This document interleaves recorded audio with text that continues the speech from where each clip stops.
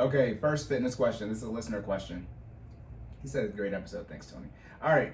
So for the fitness question, or health and fitness, says, is it better to drink water in small sips throughout the day or chug large amounts less frequently, meaning less volume more frequently or more volume less frequently? And then he says, I always assumed it was sip throughout the day, but I started chugging a lot of water in bursts, and I feel like I get less headaches and I feel more hydrated than I usually do. I struggle issue reading that. I can't read, but I can only see it with one eye right now because I got my mic in the way. Okay, so all right. I got First you. part, yeah, right. Okay. So benefits of drinking water. How much should you chug? Should you sit throughout the day, or should you do a lot of gulps at one time? Got you. First off, thank you for the question. We Yes. appreciate you listening and actually giving us some live questions to answer. Now, benefits of drinking water. Not gonna go into a whole lot of detail on this because we have a whole episode dedicated to drinking water when we're talking about, I think, caloric management techniques. Episode 11. Thank you. Episode 11. I couldn't be wrong. Look, if not, listen to all our episodes and find out. Anyways, there is an entire episode that talks about the benefits of drinking water. So I'm not going to go into a super amount of detail for that, but I will cover it at a high level. Water is definitely necessary. For those who didn't know, our body is made up of about 70% of water. You need it to be able to carry nutrients throughout the body. Basically keep yourself healthy, maintain hydration, of course, which is the bottom line up front, as well as excrement waste, okay? So your water in your body plays a lot of functions. Now, the question is, should you drink more over time, or should you drink a large amount in a short amount of time? I'm gonna go ahead and give you the bottom line up front. My recommendation is to drink more over time. And then this is going to be, of course, it's going to be why, right? So I'm gonna go ahead and go into number 2, the bodily processes that are affected. So I know you're probably like, why can't I drink a whole bunch at once? You said it makes you feel better. You might just be an anomaly, bro. I'll be completely honest with you. That is,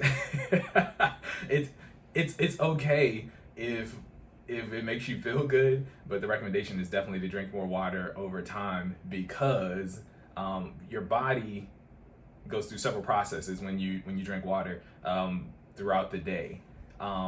Think of your body more of as a generator, right? When you give generator an excess amount of fuel all at once, it is actually not beneficial to the primary purpose of the generator, which is to provide power, right?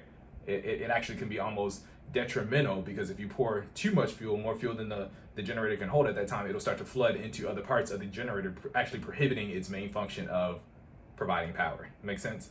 So think of your body as the same way. If you flood it with water, then it starts to actually be more of a hindrance than a benefit. Some of those functions that I was talking about that your body, that is actually affected by how you drink water and not the amount of water that you drink, digestion, right? If you're drinking water throughout the day, your body kind of goes into like a stabilized state. When your body is breaking down food, it is actually better for your body to be, at least your stomach acid in your body, to be at a higher acidic point. So I don't know if you guys took physics before. Not physics. What is it? Chemistry?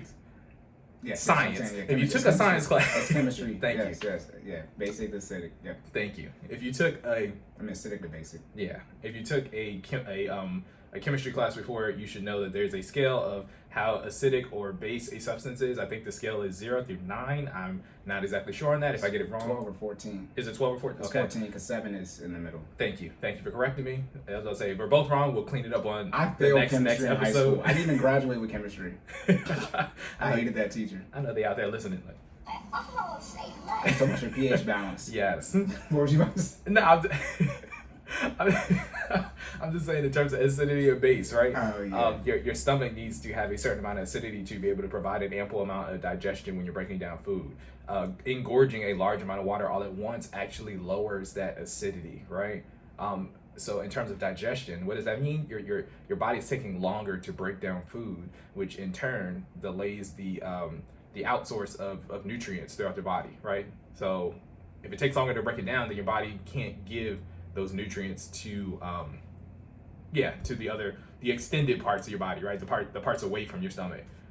So that causes a delay and energy boost. So what you want to do is drink water throughout the day. Your saliva actually is an alkaline. I don't know if you know that. That's so close. All right, that's closer to basic. yeah. So basically, in drinking more water throughout the day, you're delivering more saliva and water in combination to your stomach to allow it to kind of like lower. So if you're drinking a large amount at once, that you know what I mean, that condenses all that process into a 5 to 30 minute, however whatever your condensed time frame is of drinking water, into a smaller amount of time, basically causing a huge lowering of acidic value in your stomach, and that's not good for digestion. So wrapping it all up for that first bodily function, don't drink a large amount of water at one time because it takes longer for your body to break down food. Okay, digestion is key. And for this specific listener, is one of my lifelong friends. I know how we both have stomach conditions, and it's already hard enough for our body to break down food, right? So you don't want to engorge a large amount of water because it takes that'll cause it to take even longer to get your body fuel, and that's not what you need. Okay. Second, oh gosh, I was gonna say, do you know how to say this word? Peristalsis. I had to listen. Because I don't. Okay. Because I don't. Peristalsis. Okay. Peristalsis. That's how you say it. I'm sorry.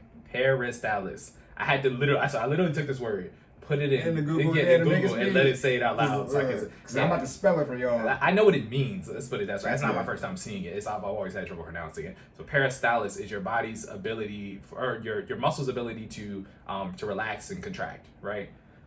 Another one of those bodily functions that's hugely affected by how frequently you drink water. Okay, I don't know if you've heard of, when you first wake up in the morning, you're supposed to drink 8 to 16 ounces of water, but you want to do that gradually. What that does is that shakes your body out of this funk of being able of basically being, if you're well rested, you should be getting at least 6 hours of sleep at night.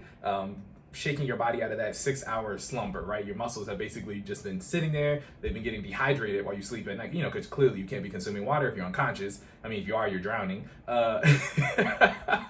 You can't be consuming water if you're unconscious.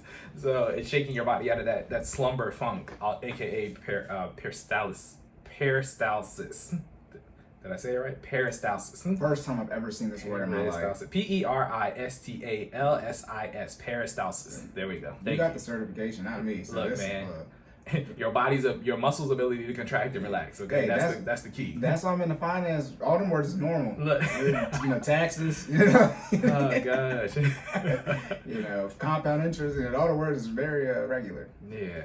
So, knowing that, right, you want to make sure that you're continuing to fuel your body with a steady, consistent flow of water throughout the day to allow your muscles to do what they need to do as you're performing functional movements, right? If you engorge yourself with a large amount of water, it actually affects this functionality, right? You need, it's more, again, it's how you consume the water, less about the amount, right? You need a steady stream over an extended period of time, not a large amount at once. I was going to say real quick, you said drinking water in the morning, right? You said, how much was that again? 8 to 16 ounces. Okay, and then how long, because it's not always in the morning, right? Over the first hour. Yeah. So usually, if you're about to do physical activity, I think the recommendation is first 35 minutes. So prior to the physical activity. Okay. Yeah. So write that down. But peristalsis, okay, one of those bodily functions that's affected by again the frequency of consumption of water and not necessarily the amount. If I was taking a bet, I'm gonna say you have not pronounced it right. Let's put it this way: if the last time I just said it, peristalsis, if I said it wrong, Google and I are both wrong, and Google got us where we are. So, oh my goodness. Yeah. Okay, digestion, peristalsis, and then what's the next one? Third one is urine excretion. So urine excretion is, obviously, is your body's way of getting rid of the waste or the liquid waste in your body, right? So things that your body was unable to process or use, right? Urine excretion, it's controlled by a lot of factors, but one of them being the amount of water consumed, right? If you consume a large amount of water all at one time, you are 6 times more likely to have to urinate throughout the day. What do I mean by urinating? If you got to go to the bathroom, the definition of when you should, or what a solid pee is considered, is to be able to urinate for 10 seconds, right? Because people go to the bathroom sometimes, but then they pee for like 2 seconds. And it's like, nah, like if you actually had to go to the bathroom, you should be able to hold a strain of pee for 10 seconds. And That's a long time. Listen, I thought that was long too, but it makes sense. If you really gotta go, like I'm talking about to the point where you can't hold it anymore, it's 10 seconds. Okay. I mean, I'll time it. You gonna time yourself every day. Yeah. I pee every day, so Look, man. There's a lot of data real quick. But you should pee, and then you should roughly pee anywhere from 3 to 5 times a day. So 30 seconds of actually peeing, you know what I'm saying, a day. That's a lot of time. It is, but I mean, hey, constant stream of water. But that being said, imagine if you're gorging yourself with water 6 times that. What's that? 180 seconds? Are you 6 more? That's what I'm saying. What's that 6 times? 6 times more of what? That's 6 times more the frequency to going to the bathroom, right? Okay. So 6 times more urination trips of 10 seconds or longer. So the whole thing is 6x. So you'll pee 6 times longer and you'll pee 6 times more frequently. You'll pee 6 times. No. That hold on. That's what I was saying. What is 6 times more? The frequency or the duration? The frequency, not the duration. Yeah, okay. No, duration is still 10 seconds. 10 seconds. Yeah, okay. But you're 6 times more you're gonna pee 6 times more. 6 more times. What is considered normal in a day. Remember, more normal is 3 to 5 times. So you pee 30 times. Hey, 5 times 6 is 30. Hey, look. That's more than one. That's more than once an hour. Look, that's a lot, man. People be going to the bathroom. If you're consuming water on that amount, it's not. Again, this is one of those functions where it's no longer beneficial to your body if you're peeing that much. Because what that also means is your body isn't absorbing the nutrients that you're putting into it, right? If you're literally putting that much water into your body to the point where you're peeing twice an hour, right? You're just flushing everything that your body puts into its system into the toilet at that point in time. So this is one of those times where it's actually it's degradatory to be able to drink a large amount of water in a small amount of time. So you want to make sure that you're stretching it out, again, ample amount of water over an extended period of time. And what do I mean by that? The recommendation, again, we covered this in one of our previous episodes, 64 fluid ounces, okay? For people who are working, the easy way to do 64 fluid ounces is get a 32-ounce water bottle. You want to drink 32 fluid ounces from 8 to 12, take an hour for lunch, drink another 32 ounces from 1 to 5, okay? That's your entire work day. So you just drink 64 ounces at work, right? 4 hours in the morning, 4 hours in the afternoon. Okay? Are y'all at work? You still out here trying to get this unemployment? Nope. Bruh. Look, man. It's not the finance section. No, it's all good. His violence fast is over. No, it's not. But so, you were saying you're not consuming enough water. So how do you consume water, real quick? Right? What do you need in your body to consume the water? What do you mean? Electrolytes. Right? Oh yeah. You're talking about hydration. Hydration, yeah. Yeah. You need electrolytes to stay hydrated. Yeah. So we again. Episode 11. Hold on. Hey, in the words of Cory, I've already said this before. Okay? Stay hydrated. What do you need to be hydrated? You need electrolytes and water. That's what you sound like. I know.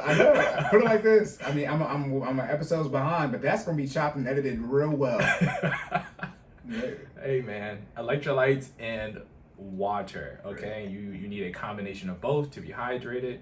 Okay, not just water alone. The minerals, which again, minerals and electrolytes are interchangeable, but the minerals, which are electrolytes, allow your body to retain the nutrients that you get from water. Okay. Right. And a sign of you're not absorbing enough water, staying hydrated enough, is that your pee is the same color as the toilet. Yeah. Well, depends if you're flushing every time, but it should not be clear, right? It should be a little bit. Yeah, like a light lemonade color. Yeah. Gatorade. Yeah. You want that lighter, like a real light yellow. Anything darker than that, your chances are you're dehydrated. Okay. Yeah, ladies, make sure you're checking because y'all don't face when y'all pee. Yeah. So check it before you flush. All right. Yep. Last bodily function that is affected by last one that we are going to discuss, hunger. Okay. If you're feeding your body an ample amount of water over time, your body is able to discern the brain signals that determine whether you are hungry or thirsty. Okay.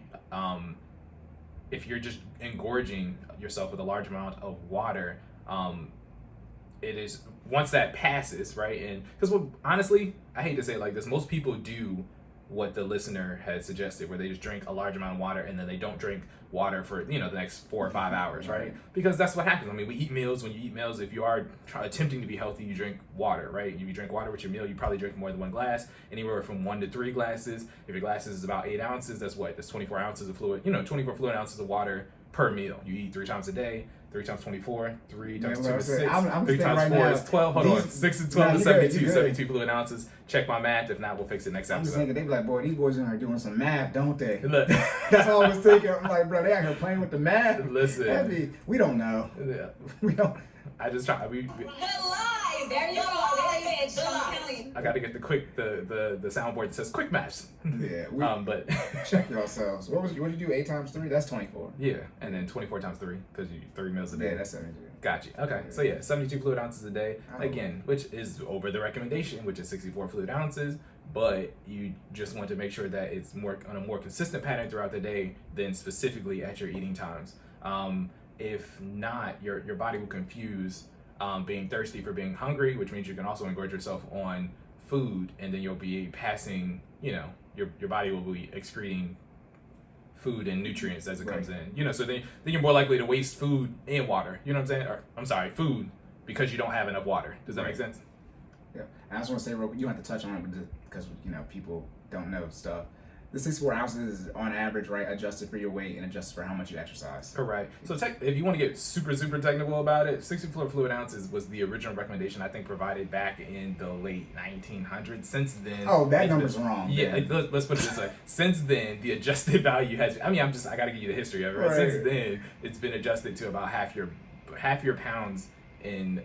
Yeah, half your body weight in fluid ounces, right? So, if you're 200 pounds, 100 fluid ounces a day. I think that's the new, more current recommendation, okay? I'm gonna be real. Some of y'all ounces is 100 plus. Yeah, listen. That's why I think most people stick with the 64 fluid ounces, because y'all can't do that. Why would I tell you to drink? A gallon of water, not cheap.